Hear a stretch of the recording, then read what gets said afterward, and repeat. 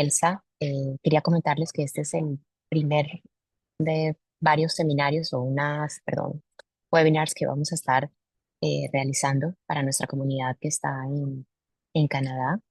Así que este tema quisimos traerlo porque sabemos que es de muchísimo interés para todos y Elsa es una persona súper profesional con muchísimos años de experiencia en los temas de real estate en Canadá. Así que si tienen preguntas, las pueden enviar vía chat y, y posteriormente estaremos enviándoles un survey para poder saber cuáles son los temas que les gustaría que igualmente convirtiéramos en formato de webinar y compartir eh, y generar este contenido de valor para todos los que son miembros de la comunidad. Eh, bueno, yo creo que sin más preámbulo voy a darle la bienvenida a Elsa y las gracias por acompañarnos en este webinar. Eh, Igual, gracias a Constanza Nieto desde Mandinos, Bogotá, que nos está apoyando con toda la logística. Y cualquier cosa, estamos, tanto Constanza como yo, pendientes en el chat para lo que necesite. Bueno, buenas Todo noches a todos. tuyo. Muchas gracias, Laura, por la introducción. Bienvenidos a este primero de muchos webinars que esperamos sean de interés para la comunidad y que nos sirvan para unirnos y para seguir creciendo aquí en Canadá. Eh, Como les comentó Laura, decidieron empezar por este, digamos, porque había cierta inquietud sobre el tema. Siempre ha habido un poco, siempre hay algunos cambios y algunas cosas distintas a cómo funciona el real estate en Colombia, acá en Canadá. Y pues cuando uno decide mudarse a otro país, tiene que acostumbrarse y acomodarse a las reglas del nuevo país y operar como funciona aquí. Es por eso que creo que es de gran utilidad que uno sepa por dónde moverse y cómo es la regulación aquí, tanto para la compra como para la renta cuando se llega a Canadá. O sea, sé que dentro de la comunidad, por lo que he visto y entendido, la comunidad ha crecido muchísimo en los últimos años y hay mucho profesional que lleva 5 o 10 años en Canadá y nuevos inmigrantes también.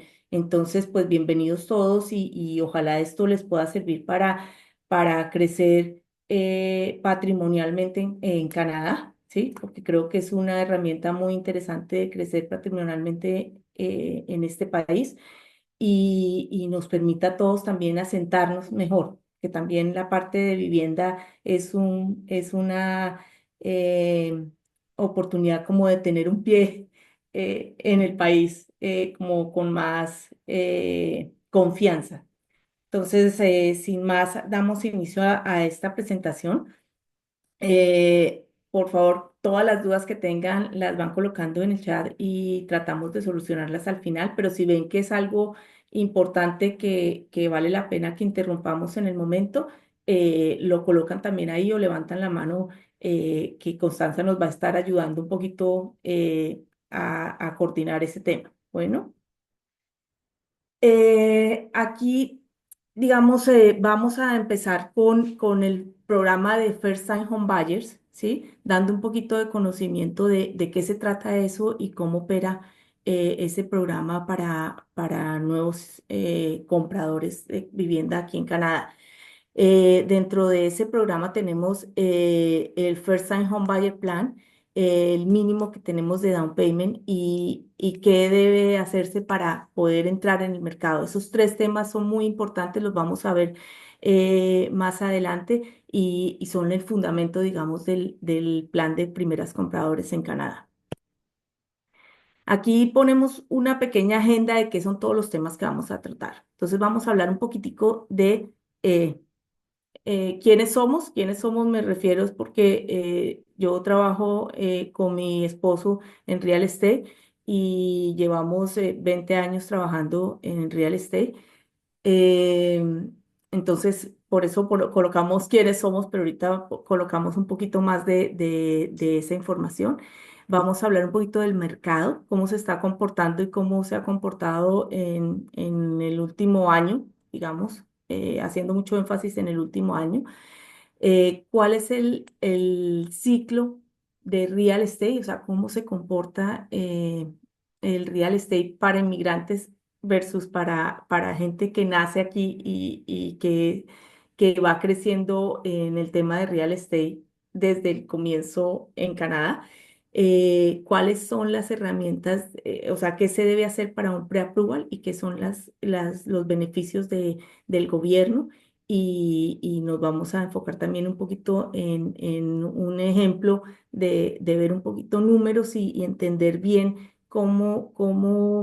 eh, cómo evaluar todo el proyecto de meterse en una propiedad en Canadá, pues porque no es solamente el tema de down payment y de esto, sino que hay unos costos involucrados que es importante considerarlos para no llevarse unas sorpresas después.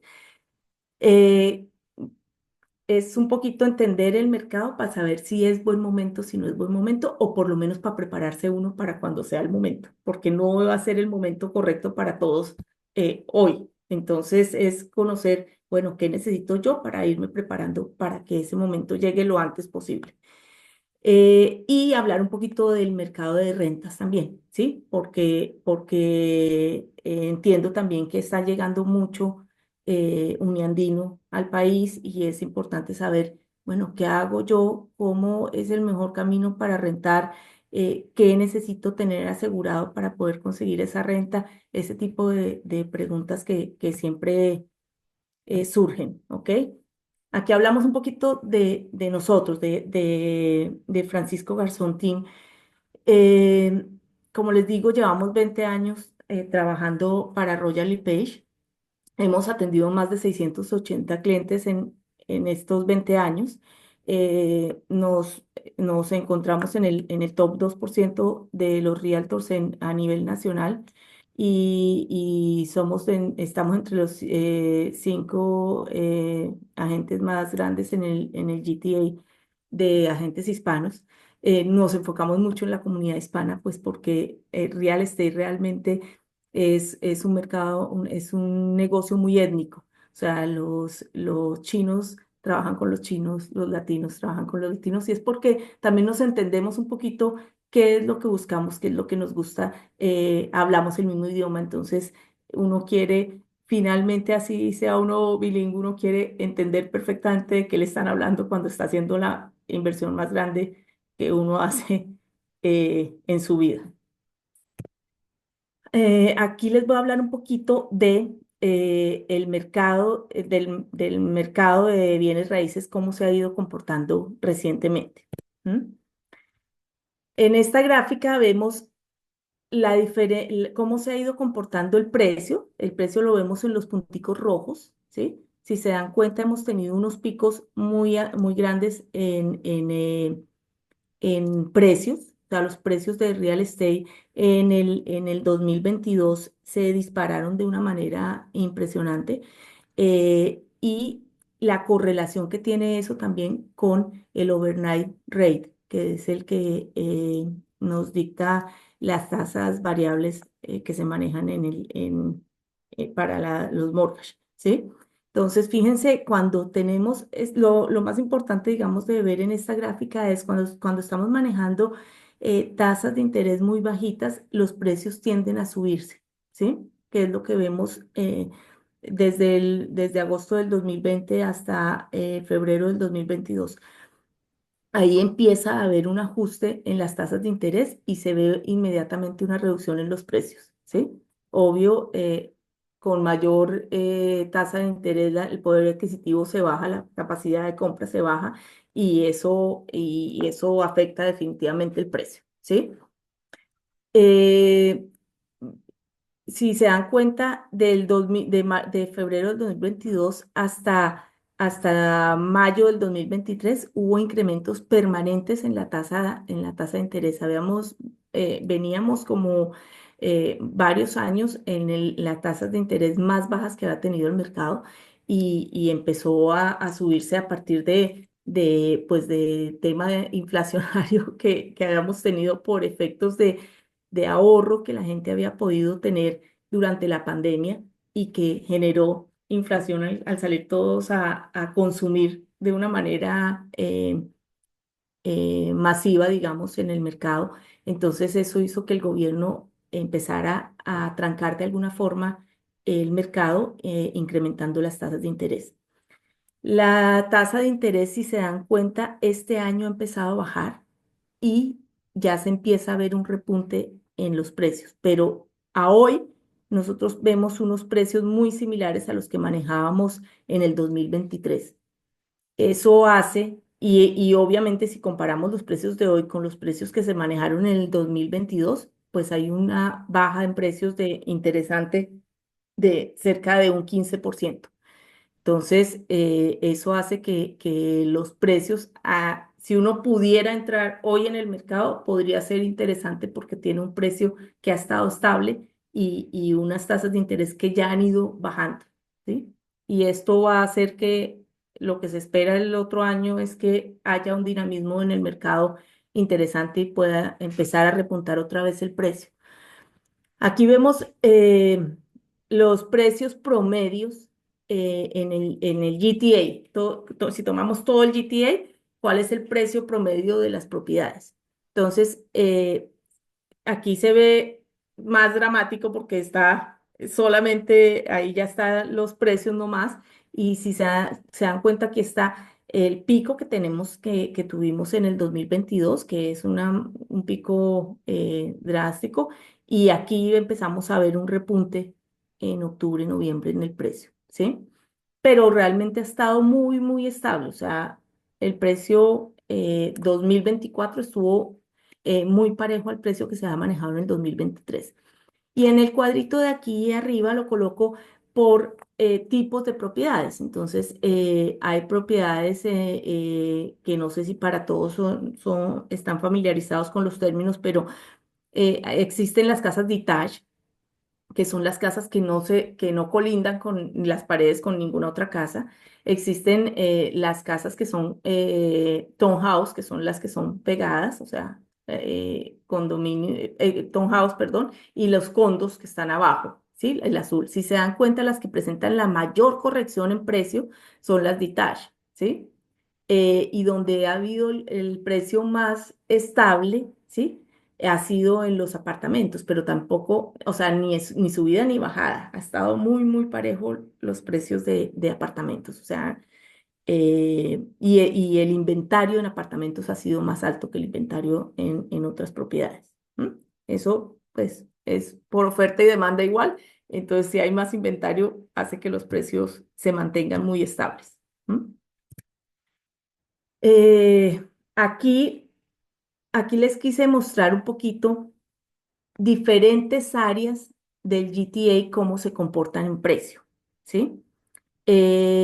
¿Por qué? Porque es importante cuando uno está escogiendo dónde quiere vivir, entender el mercado de esa zona, ¿sí? Entender que las zonas se comportan distintos en precios, ¿sí? Entonces aquí hice como agrupaciones en regiones y en zonas, como para que tuvieran una idea. Y ahí podemos ver, por ejemplo, las casas detached, que es las que les estaba mencionando antes, como en Toronto Central, que es la zona más costosa, ¿sí? Que porque tiene zonas muy, muy premium, ¿sí? Está todo Jordel, está unas zonas que son muy, muy exclusivas en el GTA, tiene un precio promedio de 2.700.000. Y hay otras zonas como Durham Region, ¿sí? Que es donde está Ajax, Pickering, que tiene precio promedio para una detached de 985, ¿sí? Entonces es importante entender que no todas las zonas manejan los mismos tipos de precios, y casas muy similares se van a encontrar entre una zona y otra en precios totalmente distintos, ¿sí? Eh, hay zonas que son muy premium, pero normalmente lo que sucede es que entre más se aleja uno de Toronto, los precios tienden a disminuir, ¿sí? Pero obviamente también hay zonas que por miles de factores, o porque los colegios son muy buenos, o porque está mejor rankeada la ciudad, tiene un costo mayor por propiedad, ¿sí? Entonces, vemos ahí en precios, lo que quiero mostrar aquí es eso, hay diferencias de precios entre cada una de las zonas, ¿sí? Y en el momento que van a escoger, es importante entender cómo se comporta en la zona que ustedes quieren, ¿sí? Porque suele suceder que uno dice, ah, yo quiero vivir en, en, eh, en Richmond Hill, pero mi presupuesto es y quiero una casa detached, pero mi presupuesto es de 1 millón. No, casas detached de 1 millón no existen en Richmond Hill. Entonces, es un poquito entender con mi presupuesto cuáles zonas tendría acceso y, y entender qué es lo que puedo alcanzar con lo que tengo, digamos. Entonces aquí se muestran, digamos, las detached, las semis y las townhouse y los condos apartment. Entonces, si se dan cuenta, en una región, la diferencia de precios, vamos a poner Peel Region, que incluye Mississauga, Brampton y Caledon. Tenemos ahí precios promedios de casas de millón, detached de 1.300.000, pero townhouse de 870 y apartamentos de 580. Entonces eh, es entender hasta dónde puedo llegar, pero también entender que la primera casa no va a ser mi casa destino. Por eso es que ahora les voy a mostrar un poquito el ciclo que tiene uno en el mercado de real estate. O sea, normalmente acá funciona un poquito distinto a lo que vemos y lo que pensamos nosotros en Colombia, que es que como que esta es mi casa y ahí voy a permanecer toda la vida.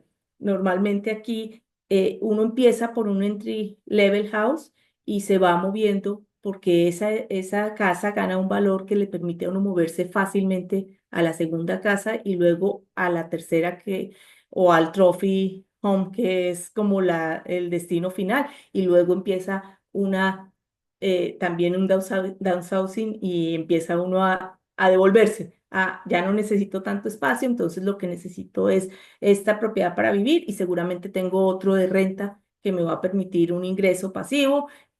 Con eso es que uno empieza a jugar para tener un tipo de patrimonio que le permita garantizar eh, un ingreso que no dependa solamente del ingreso laboral que uno vaya a tener. ¿M? Eh, Aquí quise mostrar un factor que me parece que es clave. La gente andaba muy preocupada porque las tasas de interés se habían subido mucho, ¿sí? Pero no estaba pensando en que las propiedades también se habían bajado 15%. Entonces, si yo cojo una propiedad en el 2022 contra el precio de hoy, ¿sí? Puedo tener una diferencia de 15% en el valor, ¿sí? Entonces, si una propiedad que costaba 1 millón, a hoy vale 850, ¿sí? Y esa misma propiedad, si yo iba a colocar el 20%, antes tenía que colocar 200.000, hoy tengo que colocar 170. O sea, tengo que colocar $30.000 menos, ¿sí? Y el mortgage que tomo es hoy soy 650, antes eran 800, pero era con una tasa de 2% y hoy es de 5. Si yo hago esa comparación, voy a pagar más mensual, sí, voy a pagar $700 más mensual, pero la diferencia es que eh, tengo que dar $30.000 menos de down payment y al final debo $120.000 menos de lo que debía la persona que compró la misma propiedad en el 2022. O sea, no es un momento loco, es porque el precio también se ajustó, ¿sí? Entonces, es una cosa que es normal que cuando las tasas de interés están bajas, se suban los precios. Y entonces, y cuando se bajan los precios, es porque se han subido las tasas de interés. Entonces, no es descabellado en un momento como el que estamos viviendo hoy, eh, entrar al mercado es porque vamos a encontrar casas más económicas y ya las tasas de interés han empezado a bajar. Entonces, es algo que se podría evaluar, digamos. Aquí quise presentar una tablita de qué sucede si yo tengo un presupuesto de 3.200 que me tengo que gastar en mortgage al mes. O sea, no puedo gastarme más, ¿sí? Entonces, hace 3 años, en el 2012, en febrero, marzo, yo me podía comprar hasta algo de 714.000 dólares, ¿sí? Porque estaba manejándose un 2,5 en las tasas de interés. A hoy, que estamos manejando entre 4, 7, 5, podría comprar algo de 578, ¿ok? Eso es la diferencia si estamos hablando de que tengo el mismo budget. Esa es la diferencia en lo que puedo comprar hoy. ¿M? Y aquí otra vez trato de resaltarles el efecto que se produce las ventas, en el precio de ventas, ¿sí? Contra, eh, contra el mortgage que uno maneja, ¿sí?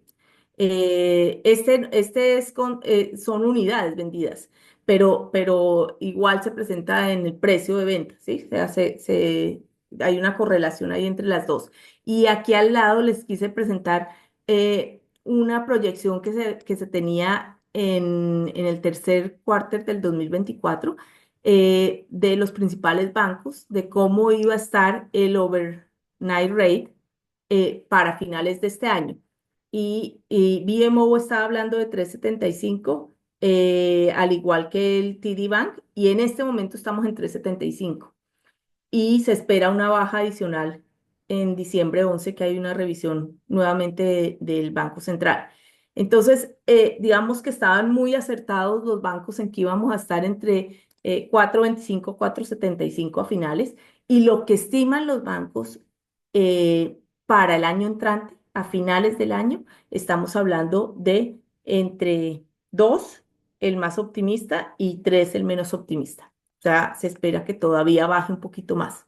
Por eso digo yo, esta coyuntura es interesante porque ya las tasas de interés no se estiman tampoco que lleguemos a las tasas de interés que manejamos antes, que eran de 2%. Lo que dicen los gurús económicos es que vamos a estar manejando tasas de interés, porque este es overnight rate, pero no es la tasa que finalmente te ofrecen para un mortgage hipotecario, que es distinto.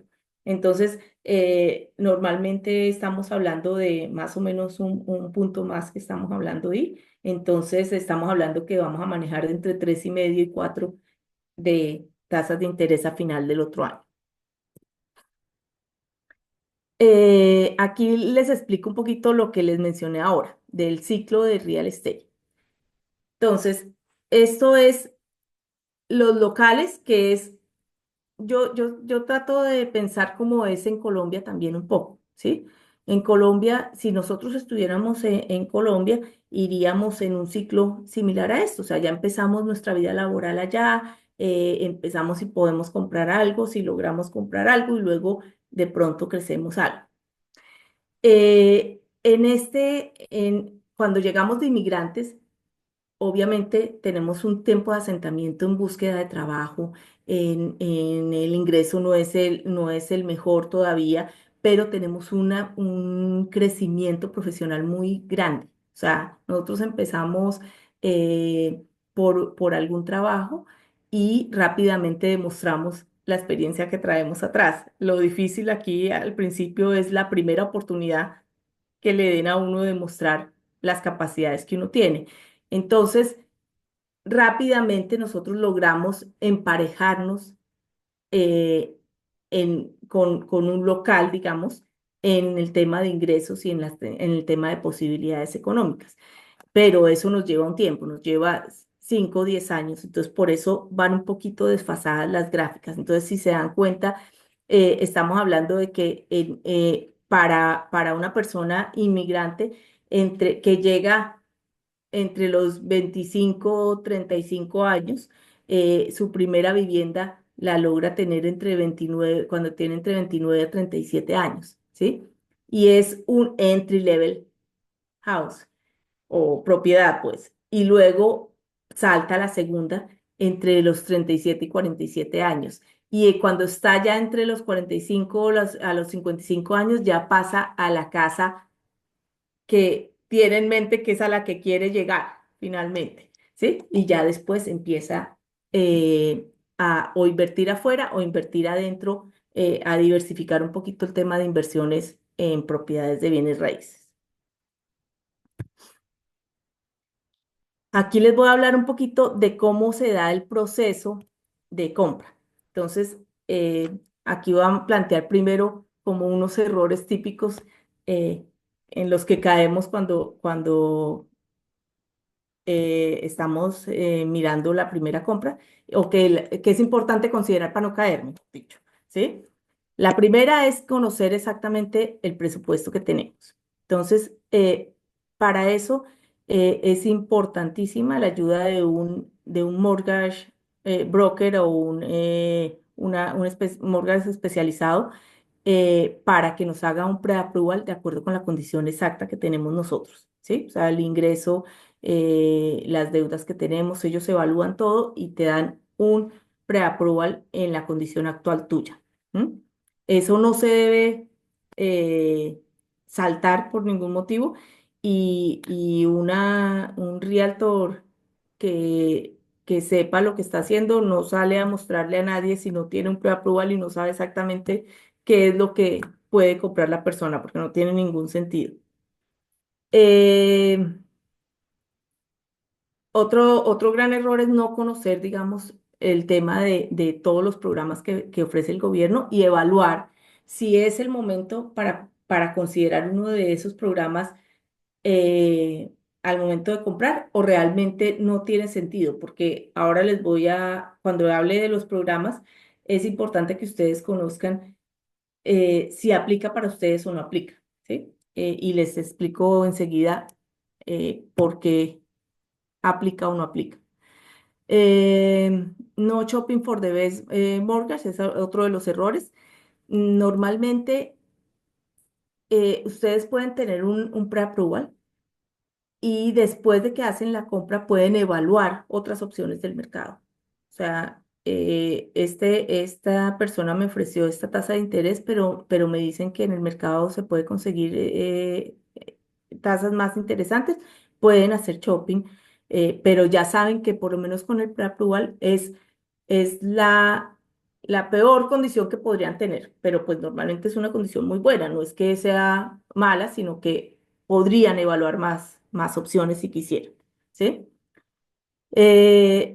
Otro error es underestimate los posibles costos, o sea, pensar que no hay más costos en el proceso de compra, ¿sí? Siempre hay más costos. Y en este punto soy muy enfática porque también a veces sucede que la gente compra nuevo, compra un apartamento sobre planos y simplemente va a un builder y dice, ah, este apartamento me gustó y hace el negocio con el builder. Eh, Pongo ese ejemplo porque es como el ejemplo más fácil para explicarles estos ongoing costs. Y llega el momento en que cuando compran sobre planos hay una serie de otros costos que son, ustedes cuando es un apartamento lo reciben en el apartamento y lo reciben en occupancy primero. No es de ustedes, pero ustedes tienen el derecho de mudarse allí, ¿sí? Y durante el tiempo del occupancy y que realmente la propiedad la colocan a nombre de ustedes, pueden pasar 3, 6 meses. Si el edificio es muy grande, puede pasar un año, ¿sí?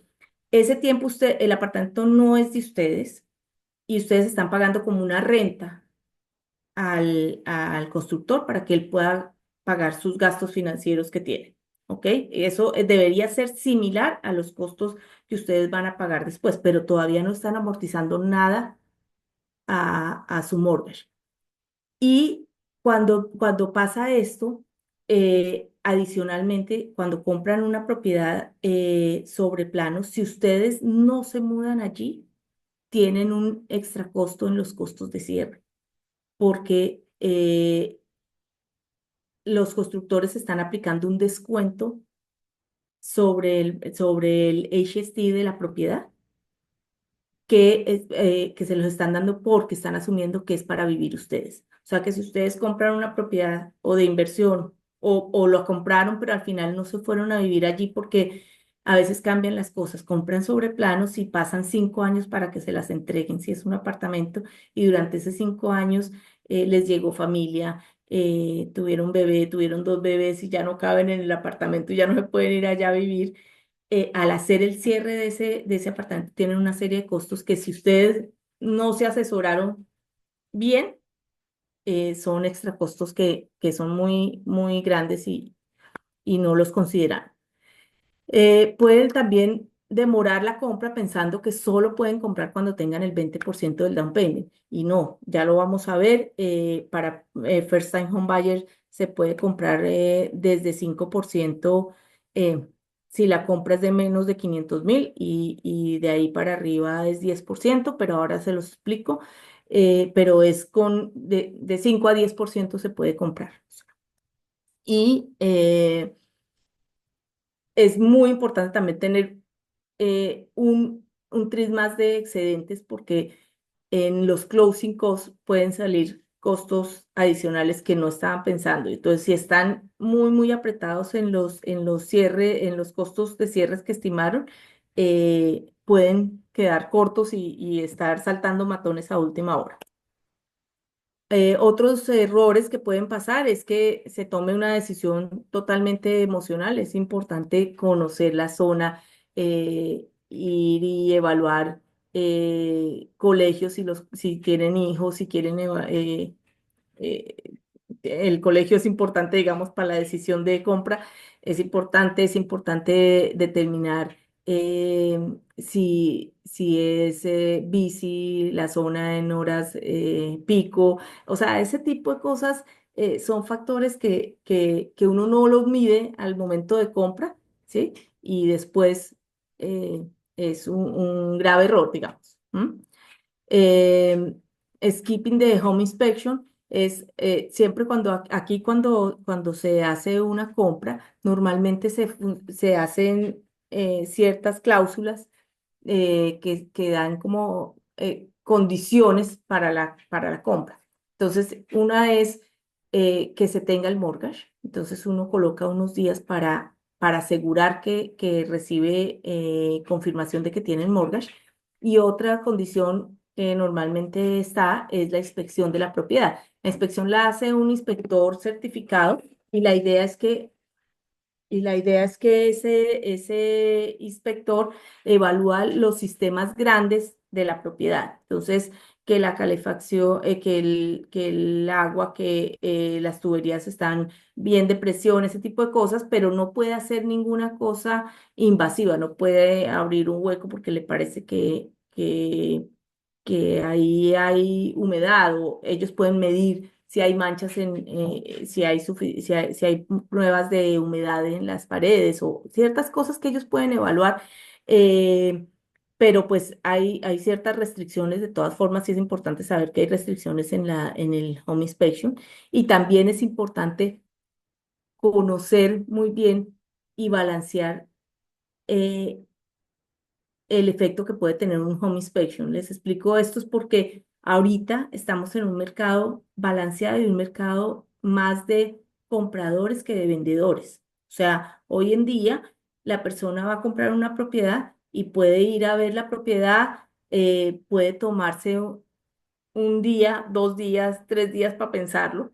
En otras épocas que el mercado ha estado muy, muy, muy dinámico, no hay tiempo de pensar. Entonces, normalmente uno va a la propiedad, eh, uno como realtor les dice, mire, esta propiedad realmente es muy buena, si quieren ir adelante hay que moverse con una oferta y muchas veces la gente no le cree a uno porque no, o sea, eso no lo vemos ni lo vivimos nosotros en nuestro país tampoco, que el mercado se mueva a esa velocidad que se mueve aquí, pero realmente aquí históricamente se ha movido muy rápido y se sigue moviendo muy rápido. Lo que pasa es que hoy en día el tiempo de venta pueden ser 2 y 3 meses de una propiedad y hace un año estábamos hablando de que las propiedades se vendían en una semana o menos. Entonces, les explico esto es porque a veces cuando uno está compitiendo para ganarse una oferta es importante no tener la inspección. Entonces es evaluar qué riesgos estoy corriendo yo por no tener una inspección, una condición de inspección en mi oferta. ¿Ok? Entonces eso es una de las cosas, digamos, pero normalmente debería ir, ¿sí? Pero les digo, cuando está muy movido es una cosa que es bueno considerar a ver si se puede retirar o si definitivamente no hay opción de retirar. Y failing to reach to research neighborhood era un poco lo que les decía yo ahora. Nosotros siempre decimos, la gente le dice a uno, ¿y qué tipo de población tiene este neighborhood? Eh, Nosotros podemos sacar cierta información del vecindario y también tenemos cierto conocimiento del vecindario, pero siempre recomendamos, ¿sabe qué? Váyase a un supermercado de la zona, revisen qué gente ven en el supermercado, porque la gente que ven en el supermercado de la zona es la gente que vive en la zona. Entonces eso les da una idea de qué etnia es predominante, si hay alguna etnia predominante o si es como es Canadá, que es una mezcla de etnias y todos tranquilos y felices o qué es lo que espera, lo que van a encontrarse en el vecindario. Y lo que les decía yo, digamos, de evaluar también el medio de transporte allí, cómo funciona, cómo se mueve en las horas pico. Ese tipo de cosas es importante también conocerlo. ¿M?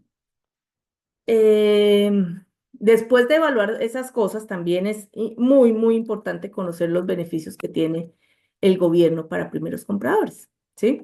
En el que, digamos, cuando uno habla de plan de primeros compradores, ¿de qué está hablando? Está hablando de el beneficio de colocar menos del 5%, menos del, perdón, del 20% de down payment para una compra, ¿sí? Para su vivienda principal, ¿ok?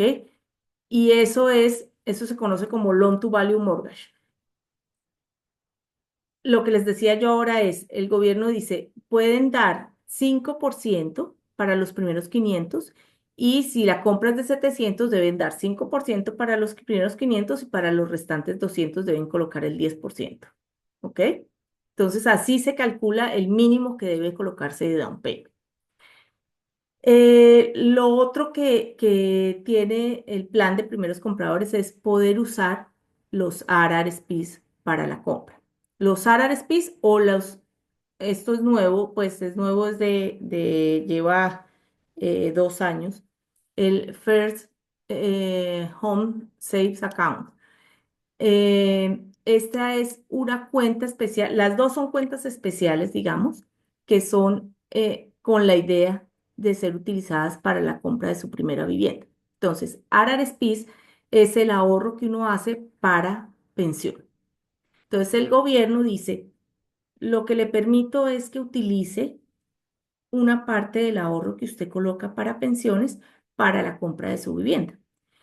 Y cuando lo retire, no le cobro impuestos sobre eso. Porque, ¿qué sucede? Que cuando uno ahorra en RRSPs, ese valor que ahorró en RRSPs lo puede descontar de los impuestos de los ingresos del año y paga menos impuestos. Entonces, si uno lo saca para otro fin que no sea la compra de viviendas, se cuenta como un mayor ingreso en el año que se sacó, ¿sí? Pero si uno lo saca para comprar la vivienda, lo puede utilizar como plan de primeros compradores.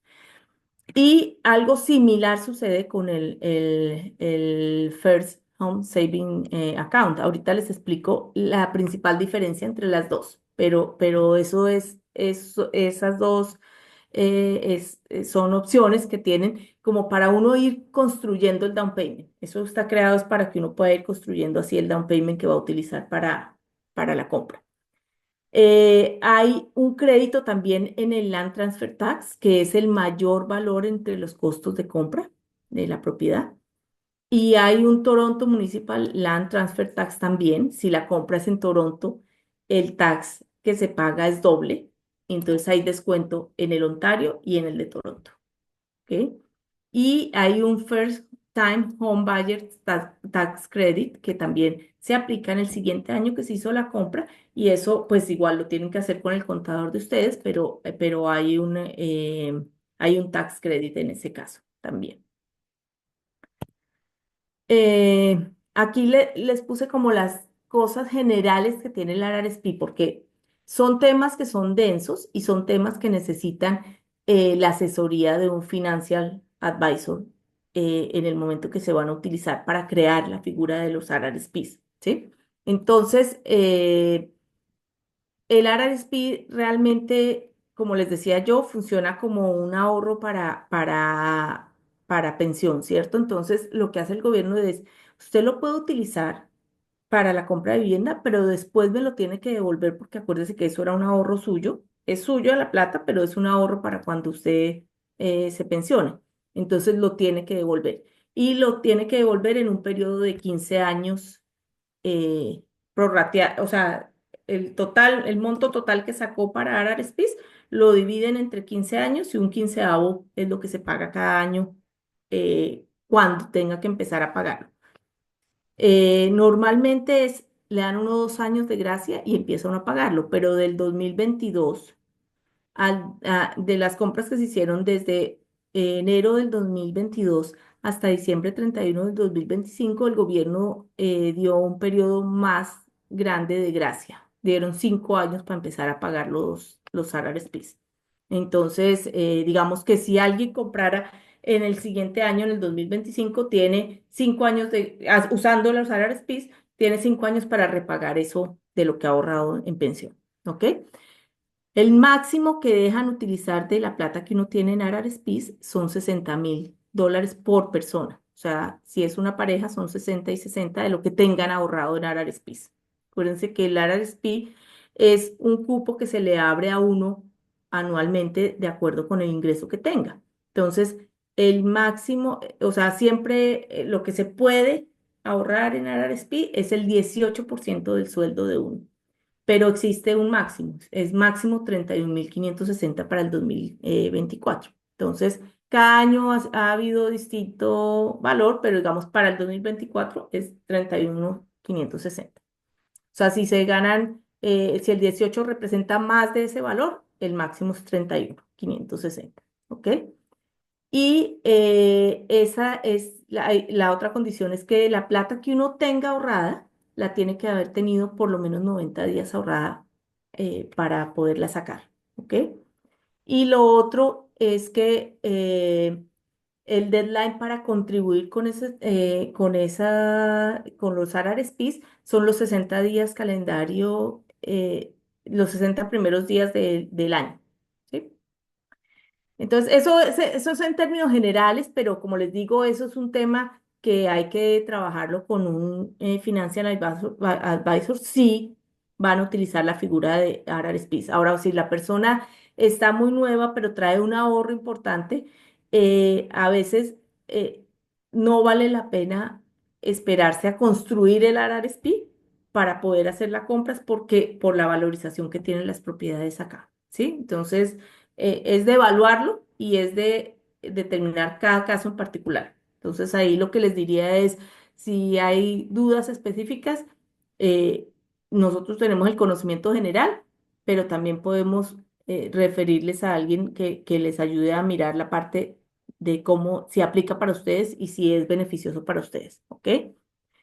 En el First Time Home Buyer Tax Credit, como les decía, también eso pues se encargará el contador de ustedes o la persona que hace los taxes de aplicar a esto, pero a partir del 2022 ese valor máximo al que se puede aplicar para el tax credit es de $1,500.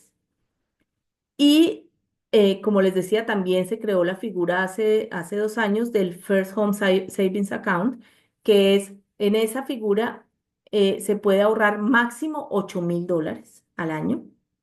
No importa, no es un porcentaje del valor del ingreso, es máximo 8,000 al año. Hay un máximo de contribución de 40,000 que se puede utilizar para el tema de RRSPs, perdón, para el tema de hacer la primera compra. Y y la contribución se hace igual que en el RRSP. Si se hizo contribución en el año, para el año siguiente se descuenta de los ingresos para pagar menos taxes, digamos. ¿Mm?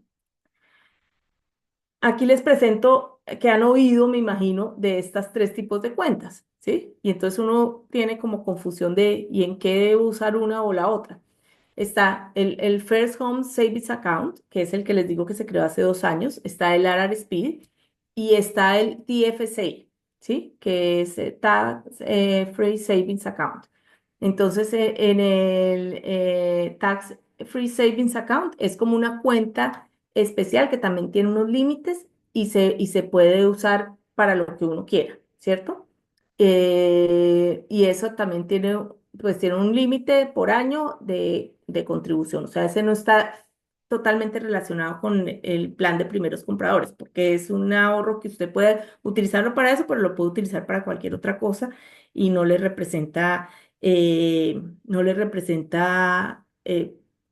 beneficio en taxes, pero tampoco le representa mayor valor en ingreso que le represente mayor pago de taxes, porque no le representó deducciones, como se ve aquí en la primera columna. Contribución can be deducted from income, esa es la única que no se puede deducir from income, ¿ok?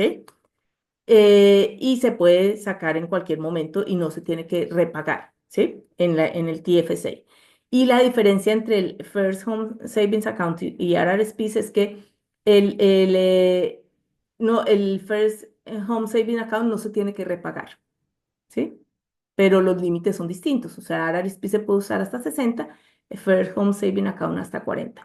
Y se pueden sumar las dos. O sea, si uno tiene ahorros 60.000 en RRSP y 40.000 en el First Home Saving Account, puede unirlas las dos para darlo como down payment en el plan de primeros compradores.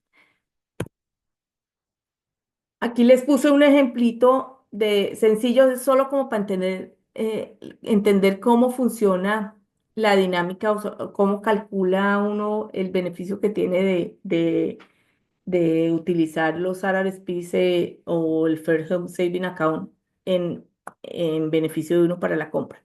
Si uno tiene un annual income de 50.000, significa que el room que se le abre para ahorrar en RRSPs es de 9.000, o sea, es el 18%, ¿cierto?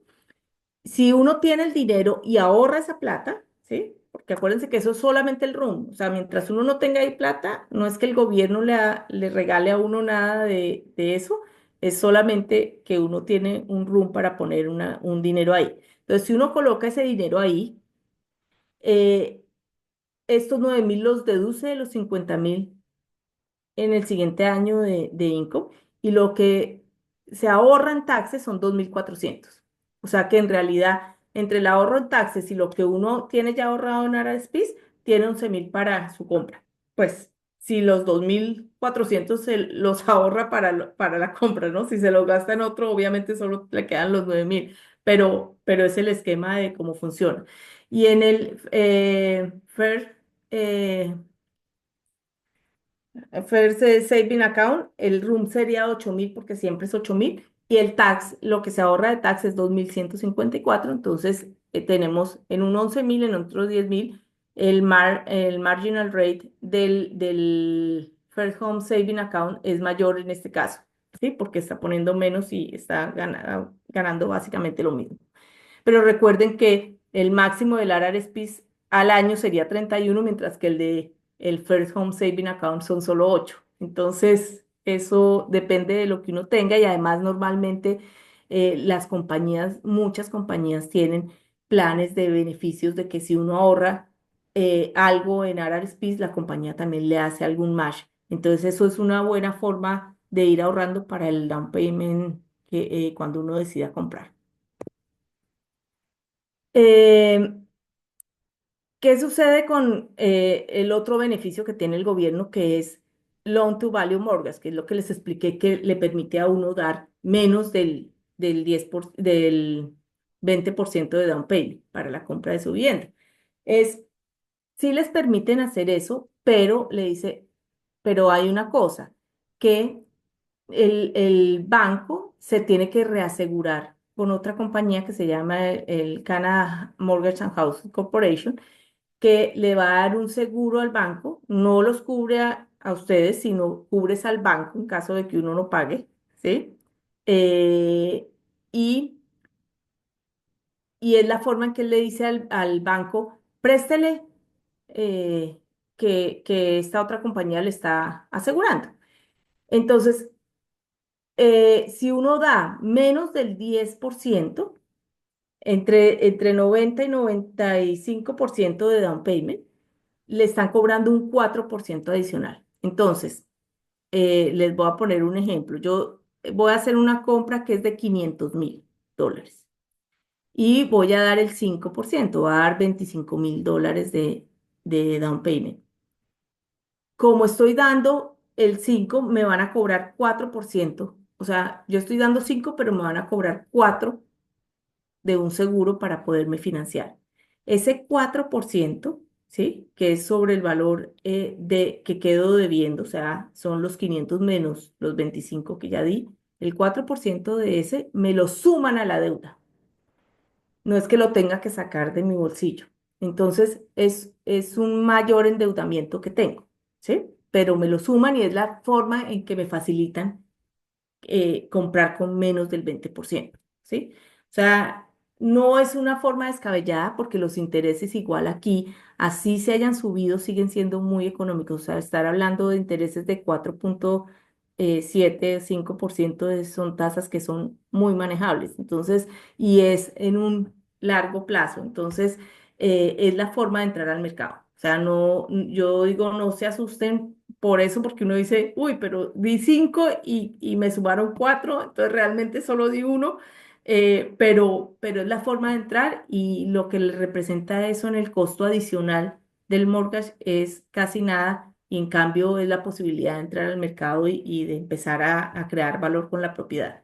Entonces va cambiando el premium de lo que toca pagar si se da menos del 20. Entonces es para entre el 0 y entre el 5 y el 10 es el 4%, pero entre el 10 y el 15 es el 3,10, entre el 15 y el 20 es 2,8 y este de 2,8 que está entre 20 y 25 ya no lo aplican los bancos. Ese ya es cero, ¿sí? O sea, para que lo tengan en mente. Entonces, aquí vamos a hablar de todo el dinero que envuelve una transacción de real estate, ¿sí? Entonces, hablamos de el down payment, ¿sí? Que es lo que les estaba hablando ahora, que varía dependiendo de, o sea, se puede desde el 5 y va de 5 a lo que tengan ustedes de capacidad. El Mortgage Loan Insurance Premium, que es el que acabo de mencionarles ahora con el CMHC, y los closing costs. Los closing costs incluyen eh, la aplicación a ese Mortgage Loan Insurance, ¿sí? Y el HST de esa aplicación, que esas sí se las cobran el día del cierre de la propiedad. Los legal fees, que es lo que les cobra el abogado por representarlos en la transacción, la inspección, los other adjustments, que ahorita les digo, les pongo un ejemplo de qué pueden ser otros adjustments, y el land transfer tax, que es el gasto más grande de la transacción, que es como el costo de título, ¿sí? Más o menos el equivalente en Colombia. Y other adjustments es gastos que ya se hayan pagado, eh, que el actual dueño ya haya pagado, pero que les corresponde a ustedes prorrateados por el momento de la compra. Entonces, me explico, ya pagó todos los taxes del año de la propiedad, pero ustedes están comprando la propiedad en septiembre. Pues los 3 últimos meses tienen que devolverle esa plata al comprador. Entonces, esos son other adjustments, que eso los hace el abogado en el momento del cierre. Aquí les puse un escenario como para que tuviéramos una idea de, bueno, ¿y qué pasa en números? ¿Sí? Entonces, se está haciendo una compra de 900.000 en Mississauga, ¿ok? Entonces le pongo el down payment es el mínimo, en este caso es 7,22 por lo que les explicaba, es 5% para los primeros 500 y para los otros 400 el 10. Entonces, la suma de los dos da 7,22 en total, que eso representa $65.000. El CMAC Insurance, o sea, el 4% del valor total que queda de deuda, da 33.400. Eso me lo suman a la deuda, o sea que yo en realidad voy a quedar con una deuda de 868.400. ¿Mm? La financiación la hago a 25 años y si tengo una tasa de 4,7, que es lo que se puede encontrar hoy en el mercado, estaría pagando por una compra de 900.000, dando solo el 7,22%, estaría pagando $4.900 de, de mortgage. ¿M? Ahora, hay una nueva regulación que ahora les muestro todo lo que implica la nueva regulación y entra en funcionamiento a partir de diciembre 15. Es que los primeros compradores tienen acceso a financiarse a 30 años, ¿sí? Y si nos financiamos a 30 años, la cuota ya no queda en 4.900 sino en 4.500. O sea, es una forma de ablandar un poquito la entrada al mercado, ¿sí? Entonces, aquí tengo el escenario para 5%, 10, o sea, 5 no, 7,22, 10, 15 y 20, ¿sí? En el de 20%, ya cuando uno da 20% siempre ya podía tener 30 años. Aquí todavía no me lo dejaba hacer el sistema porque no ha entrado en funcionamiento la nueva regla. Entonces me manejaba 25 años, pero quería mostrarles también la diferencia y es importante en flujo de caja para uno y sobre todo cuando es su primera vivienda que todos quedamos más apretados de lo que deberíamos, pero es la única forma de entrar al mercado. Los otros gastos que están escondidos, pero que también hay que considerarlos porque afectan el flujo de cada mensual de cada quien, están el property tax, que para una propiedad de por ahí de 900 estamos hablando de unos 4.000, 4.500 anual, o sea, significa 350 al mes. Los utilities que vamos a pagar, la electricidad, el agua y el gas, va a pagar uno por lo menos 250 al mes. Tiene que tomar un property insurance que va a ser por ahí de 100. El phone que lo puse fue es como si fuera el celular porque realmente ya muy poca gente usa teléfono fijo en las casas. Cable, que tampoco lo puse como si fuera cable, porque tampoco ya la gente lo usa mucho, sino es más como un Netflix o una suscripción de ese tipo. Y el Internet. O sea, para una persona tiene que pensar que adicional a lo del mortgage, tiene que estar contando con que son otros 840.000 dólares para, para vivir, digamos, ¿sí? Sin tener costos de alimentación, de nada de esos otros temas. Y aquí les desglosé también un poquito lo que son los costos de cierre. Entonces, si se dan cuenta, aquí estábamos hablando de el down payment de 65, ¿sí? En el primer escenario y aquí lo estamos aumentando lo que se necesitaría de dinero porque estamos hablando del down payment que son 65 más el land transfer tax que ya incluye el descuento que hace la ciudad, el descuento que se hace por first time home buyers, el descuento de Ontario que son $4.000. Pero aquí se incluye la aplicación y el HST del Mortgage Insurance, los costos legales, el Title Insurance, el Home Inspection, el Appraisal, o sea que en realidad en vez de 65 necesitamos tener $80.000 para un cierre de una casa de esas, así es, queramos poner solo solo el mínimo, el 7,22%. Entonces eso es muy, muy importante tenerlo en mente porque si pensamos solo en el porcentaje, son de los errores que yo les mencionaba al principio, que son sorpresas que se lleva la gente al final y cuando va a cerrar no puede cerrar porque no tiene eso, si no ha contado con una asesoría adecuada y con una explicación desglosada de los costos que va a tener. ¿M? Y para la precalificación también hay unos temas muy importantes que son realmente la base de la preaprobación. Eh, son tres cosas que evalúa el banco, digamos, para darles el número definitivo que pueden tener ustedes en el mortgage.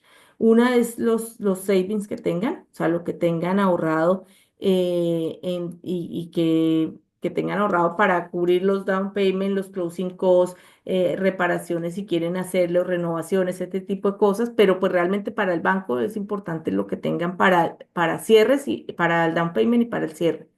El income se considera el salario. Si son trabajadores independientes, tienen que tener por lo menos 2 años consecutivos de presentación de taxes. eh, y cuando se ganan bonos, también se considera el promedio de lo que se han ganado en los últimos 2 años. O sea que cuando una persona está recién entrada a trabajar, solamente se le considera el salario oficial, digamos, el salario antes de descuentos. ¿M? Y la historia de crédito, que es la otra, que es fundamental. La historia de crédito eh, es supremamente crítica aquí y es el pilar de todo. O sea, es mi recomendación más seria, digamos, en esta charla es cuiden muchísimo el crédito aquí en Canadá. No se llenen de tarjetas de crédito porque eso se vuelve imposible el manejo. Con una o dos tarjetas que tengan es más que suficiente. Muevan el crédito, pero traten de utilizarlo como medio de pago. O sea, traten de no estar sobre endeudados en las tarjetas más del 50%. Y, por ejemplo, cuando vayan a pensar en una compra de vivienda, eh, si están evaluando entre comprar un carro y me lo voy a comprar antes de comprar la vivienda, no. Esperen si compren primero la vivienda porque la compra de carro les va a reducir el número que les va a dar el banco para la compra. Entonces, ese tipo de cosas es bueno cuando estén ya evaluándolo, sentarse con una persona y que les diga movámonos así y así para que no se les afecte el número y no se lleven sorpresas y no puedan moverse en el momento que quieren moverse para la compra. Y aquí les hice un resumencito también de las nuevas regulaciones que entran en vigencia ahorita en diciembre, que es que anteriormente, o sea, hasta el 14 de diciembre, si uno hacía una compra de 1 millón, tenía que colocar el 20% sí o sí de down payment. Si era 999 le permitían colocar el 5, pero a partir del millón ya era el 20%. Entonces, eso lo cambiaron y lo pasaron a 1.500.000 el tope. Entonces, ahora es hasta 1.499.000 se puede dar el mínimo que es el 5 y el 10% del diferencial. De 1.500.000 para arriba hay que colocar el 20% de down payment. El otro tema es que agrandaron el tiempo de financiación para los primeros compradores. O sea, lo pasaron a 30 años de amortización si la gente lo quiere utilizar, que yo digo que es una buena cosa de utilizar, porque eso lo que les va a dar es tranquilidad en flujo de caja. Y después, si tienen dinero, lo pueden ir abonando, pero el flujo de caja es lo que uno necesita manejar en un momento dado y para no sentirse colgado con pagos y con responsabilidades financieras. Y lo tercero que colocaron fue que a la gente que esté renovando los mortgage, si quiere cambiarse de lender, de entidad financiera, no les aplica el stress test. El stress test, que no lo mencioné durante la charla, pero que es importante que lo sepan, es una medida que optó el gobierno hace unos años y creo que es lo que ha mantenido el sistema de real estate bien sano, bien saludable, porque consiste en que al evaluar a la persona, la evalúan con 2 puntos más altos de lo que normalmente le van a dar de financiación. Entonces, ¿qué sucede? Que siempre hay como un colchón. para el gobierno. O sea, si la persona recibe menos ingresos en un momento dado, todavía puede responder, ¿sí? Entonces, eso ha permitido que la gente no entre en default a pesar de que los intereses se hayan subido como se subieron, ¿sí? Entonces, eso anteriormente, si uno hacía cambio de entidad financiera cuando tenía que renovar el mortgage, te volvían y evaluaban completo y te volvían a aplicar el estrés test. Ahorita no te aplican el estrés test, ya te funciona con las tasas anteriores. Entonces eso pues da más flexibilidad para moverse entre distintos proveedores, pero eso es ya para gente que ya está refinanciando, pero eso es importante conocerlo.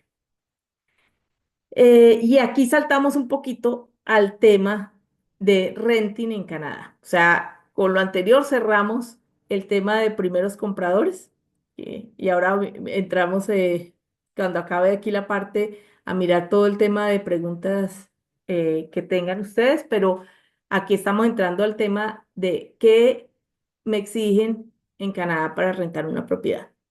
Entonces, lo que les van a exigir básicamente es que tengan un reporte de crédito de Canadá, ¿sí? Y en ese, pues el ideal es tener, si es con Equifax, por lo menos 680 puntos, si es con TransUnion, que son las dos entidades con las que se, se solicitan los reportes de crédito. TransUnion tiene un máximo que es más alto, digamos. Entonces para TransUnion son por ahí 720 mínimo y para Equifax 680 puntos. Que se tenga un ingreso en Canadá, ¿sí? Y lo que van a mirar cuando hacemos una aplicación de renta es que más o menos el ingreso que se tenga no pase o sea, que el 30% del ingreso no supere el valor que se va a pagar de renta, ¿sí? Eso es más o menos como lo evalúan. Y hay que tener presente que se tiene que pagar el primero y el último mes de renta tan pronto se es aceptada una oferta. Y lo otro que es fundamental es que hay un formato que es mandatorio, que se debe firmar en todas las rentas que se hacen en Ontario, que es el Ontario Residential Tenancy Agreement. Em, Esto que pongo yo aquí es importante porque no sé si haya gente conectada de Quebec o de otras provincias, entonces lo de pago del primero y el último mes de renta aplicas en Ontario. En todas las provincias puede cambiar. O sea, ahí la persona con la que estén trabajando les dirá si se exige algún pago en advance o no se exige. ¿Sí? Eh, y aquí les puse también como unos errores comunes en las rentas que es importante considerar. Entonces hay que conocer que todos los neighborhood también manejan diferentes precios. O sea, un poquito lo que les mostré en compras también se maneja en rentas, ¿sí? O sea, no todos los neighborhoods manejan los mismos precios y es importante conocer un poquito cómo se está moviendo en ese neighborhood en específico las rentas al momento de presentar una oferta. Les tengo que decir que hay que tener mucho cuidado con los scams, ¿sí? Desafortunadamente, eh, Anti-Fraud Center reportó 3.1 millones en rental scam en el 2023. Entonces hay que tener cuidado con las rentas y párenle bolas y estén atentos a cosas como que el precio es muy por debajo de lo que han visto ustedes, por eso es que es importante también el primer punto de, voy a entrarme les recomiendo a Realtor.ca. Realtor.ca tiene los precios, ese te da una idea de qué precios se están manejando en qué zonas. O sea, así no lo vayan a hacer a través de un Realtor, pero ese les da una idea del mercado, de cómo se están manejando los precios de mercado en esa zona. Entonces, si ustedes ven un precio que es realmente demasiado atractivo, eso tan bueno no dan tanto. Entonces, es como tener mucho cuidado con eso. Em, que empiecen a ponerles presión de, no, es que necesito urgente que me haga un depósito de por lo menos $100, $200 para reservárselo a ustedes porque es que tengo mucha gente que está interesada. Eso es otra alerta de esto no pinta bien, digamos. Y también que les empiecen a sacar excusas de que no les pueden mostrar la propiedad. Entonces, siempre les recomiendo, hay que ir a verla en persona, o sea, no con las fotos que vean en internet.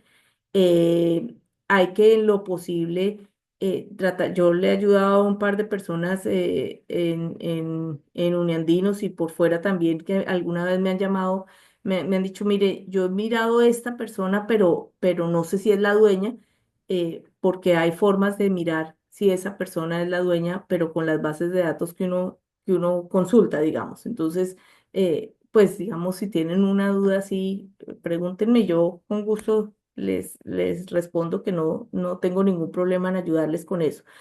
Entonces, y siempre ir a verlo y no dar ningún depósito. O sea, hasta que no se firma contrato, hasta que no se tiene todo, no se da ningún depósito. O sea, no se dejen presionar por eso. No hay que pagar para que les muestren, porque eso también se lo han inventado. Para que vaya a mostrarle, tienen que pagarme $100. Y entonces em, son scams de a poquito, pero pues no es la idea que uno caiga en eso. Y uno está un poco desesperado porque necesita encontrar vivienda para toda la familia de uno y yo entiendo la urgencia, pero tengan cuidado con eso.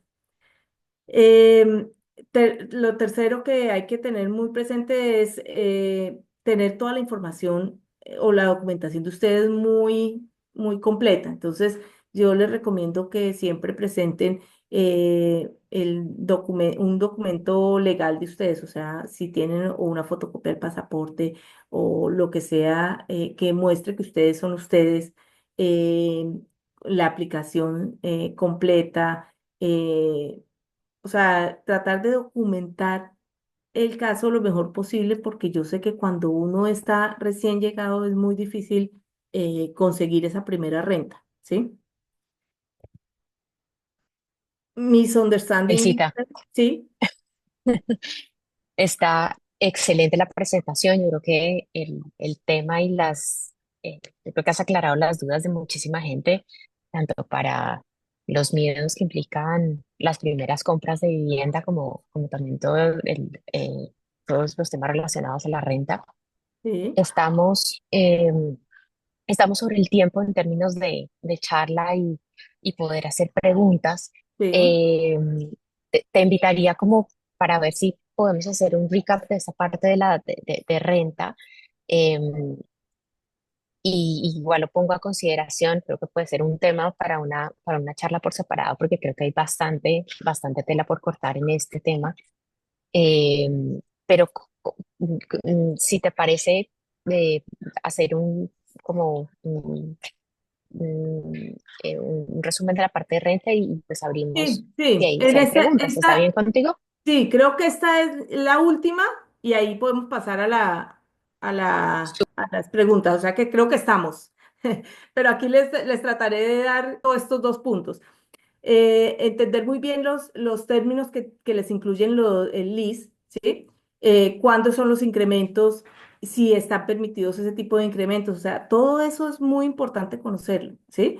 Los notis que ustedes tienen que dar, hay unos, si ustedes no quieren continuar con la renta después del año, hay que dar un notice y es con cierto tiempo que hay que darlo, no es cuando quieran, sino hay que darlo con 60 días. O sea, hay que entender bien la regulación para que no se lleven sorpresas y para que no tengan extra costos, porque pueden que ustedes den el notice y les digan, no, me dio el notice tarde, se tiene que quedar un mes más, si ustedes no pensaban quedarse un mes más. Entonces, ese tipo de cosas es bueno conocerlos.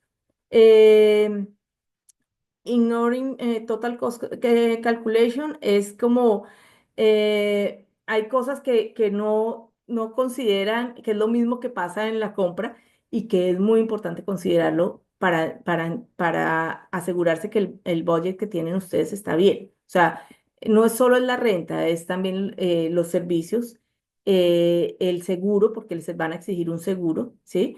Y hay costos que se pagan solo una vez, pero también hay que pagarlos, que es el depósito de las llaves. Se las devuelven cuando entreguen las llaves. O sea, ese tipo de cosas es importante que los conozcan. Entonces, yo lo que siempre les digo es, y aquí lo pongo, por ejemplo, el seguro les cuesta entre 40 y 60 eh, y hay que tenerlo. O sea, es por el bienestar de ustedes, porque es que se presenta un daño en la propiedad que tienen que salir de la propiedad y no lo tenían, eh, no les cubre un alojamiento temporal en otro sitio. O sea, hay muchas cosas que uno dice, no, es que recién llegado no puedo pagar $60 extra porque yo sé que uno viene en economía de guerra, no hay que hacerlo para no llevarse sorpresas, ¿sí? Y también pues entender bien los derechos que uno tiene y los derechos que tiene el landlord. O sea, la idea es uno llevar la mejor relación posible, pero hay que entender cuáles son los derechos, ¿sí? Y yo creo que eso es todo. Yo aquí les pongo que traten, o sea, obvio, yo soy Rialto, pero no es porque es con el Morocho, sino yo creo que sí es importante contar con la asesoría de un Realtor cuando están haciendo compra, venta o renta, pero digamos, en este caso en particular que estamos hablando de compras y de renta, no le cuesta nada a la persona y el beneficio sí es macho. Entonces yo digo, uno trata de hacerlo, ustedes no le pagan nada al realtor, el realtor lo paga el vendedor o el landlord. Entonces es algo que les recomiendo fuertemente porque sí hay muchas cositas que funcionan distinto a nuestro país y que hay que saberlas. ¿M? Creo que con eso estamos, Laura. Elsa, muchísimas gracias. Yo creo que excelente y quedamos súper preparados y motivados, yo creo que para tomar decisiones en función de lo que tú estabas conversando.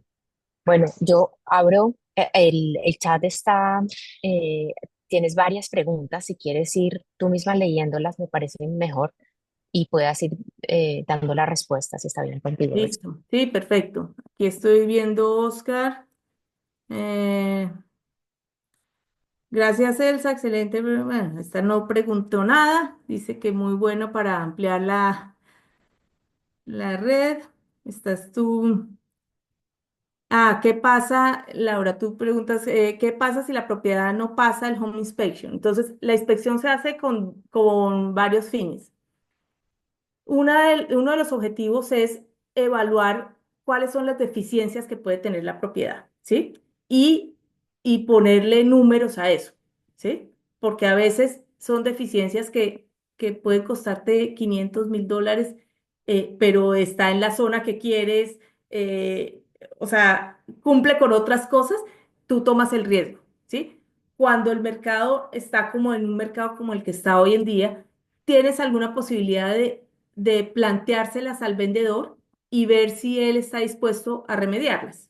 ¿Sí? Entonces es identificar qué es lo que se presenta en la casa y ver si tú puedes vivir con eso, si él las puede arreglar o qué te implicaría a ti de costo. O sea, ese es el objetivo pero también puedes tú decir, ¿sabe qué? Con esa condición que tiene, no voy adelante, porque voy a ponerte alguna cosa eh, que pasa a veces en Toronto, en casas muy viejas, que la casa tiene una inclinación. La casa no se ha caído y no se va a caer, pero la casa estructuralmente tiene una inclinación importante y tú dices, no, y esas casas se venden en multioferta, todo, pero puede llegar el comprador que dice, con la inspección y todo, que me muestre que tiene unos soportes abajo y todo, pero la casa sigue con la inclinación, yo no estoy dispuesta a meterme. Para eso está condicionada. Entonces uno se retira del negocio y le devuelven la plata que haya colocado de down payment. O sea, las condiciones es para proteger al comprador y que él pueda salirse si se quiere salir. Pero puede pasar es que él quiere seguir con el negocio, ¿sí? Eh,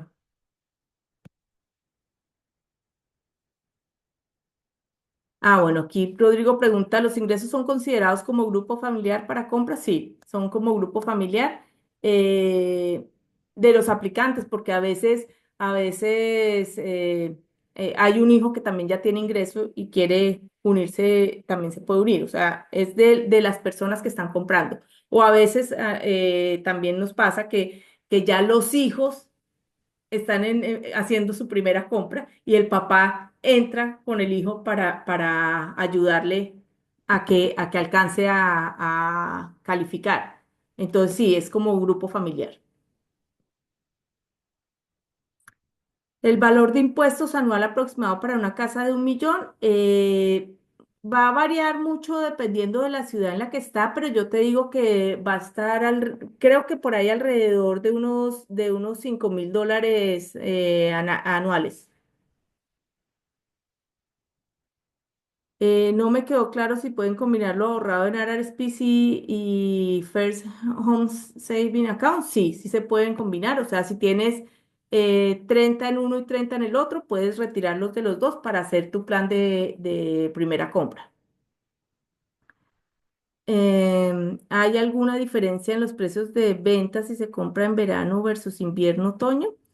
Eh, hmm, Laura, pues históricamente sí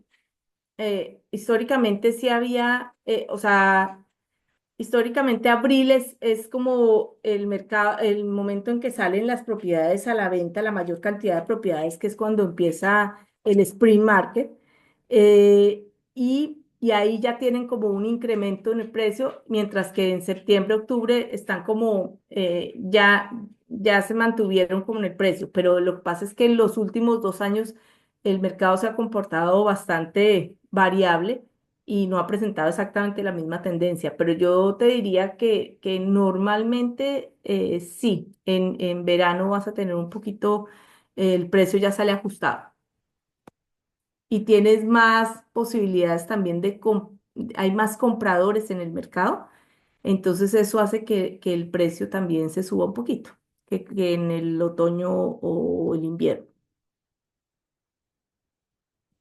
David pregunta, ¿el mortgage tiene seguro de vida o esa parte? Si es así, ¿qué porcentaje es aproximadamente? Esa es una muy buena pregunta porque en Canadá no es obligatorio tomar un seguro de vida para el mortgage. Entonces, te lo ofrecen cuando te ofrecen el mortgage, pero es importante que sepan que no es obligatorio.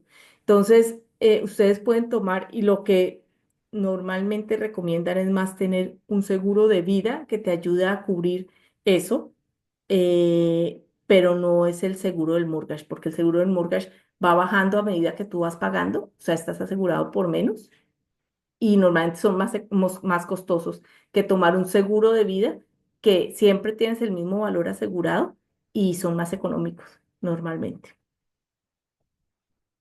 O sea, el único seguro que es obligatorio para que a ti te financien es el seguro que les coloqué yo en los extra costos, que es el seguro de incendios de las propiedades. No sé si tienen alguna otra duda.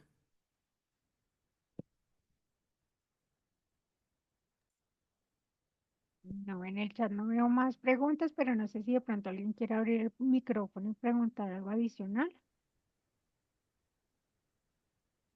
Yo les iba que hablábamos con Laura también, que me dijo, aquí les voy a colocar, igual ustedes me encuentran ahí en la red de Uniandinos, pero aquí les coloco mi número de teléfono. Si llegaran a tener alguna duda, de verdad que con todo gusto me escriben o me llaman. Eh, yo sé que es harta información y es un poquito densa, pero no les puse espérense que se me fue el que no es aquí, es Elsa. Bueno, y les voy a Sí, poner. de todos modos, lo puedo compartir en el grupo, si está Sí, bien sí, sí, contigo. claro que Sí, sí, claro perfecto, que sí, perfecto. claro que sí. Porque yo creo que es bueno de pronto algunas personas que se han salido, pero pues que tengan entonces tu dato. Sí, exacto, no, no, cualquier otra duda, de verdad, con mucho gusto. Eh, Como les digo, es mucha información, pero espero que haya solucionado algunas dudas de las que tenían. Elsa, muchísimas gracias de verdad por todo el Bueno, contenido súper, súper positivo y pues estaremos en contacto. Muchísimas bueno, con mucho gracias. gusto, con mucho Que gusto. estés muy bien. Felices fiestas para todos Lo y mismo. ya nos estaremos viendo. Bueno, Gracias. bueno, que estén bien. Gracias, Muchas Connie. gracias a Bye. todos, Chao. que estén muy bien. Feliz Gracias, noche. chao. Feliz noche.